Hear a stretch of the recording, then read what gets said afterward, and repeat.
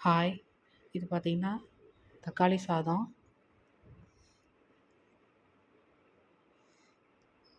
அதுக்கப்புறம் white rice கொஞ்சம் வச்சுருந்தேன்.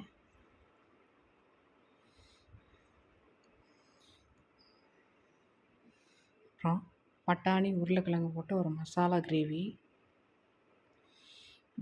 ரொம்ப தண்ணியா இல்லாம கொஞ்சம் திக்காவே வச்சுருந்தேன்.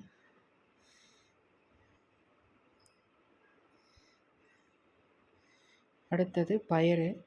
டெய்லி ஒரு பயிறு அப்படிங்கிற வகையில் வைக்கிறனால ரொம்ப கம்மியான குவான்டிட்டியில் தான் வைப்பேன். இது சோயா பீன்ஸு. அடுத்து புடலங்காய் கிரேவி ஆட்டம் வச்சுருந்தேன்.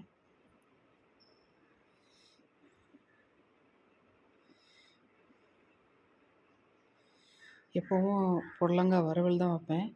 ஸோ இந்த தடவை கிரேவியாக வைக்கலான்னு வச்சாச்சு. ஓகே, பாய்.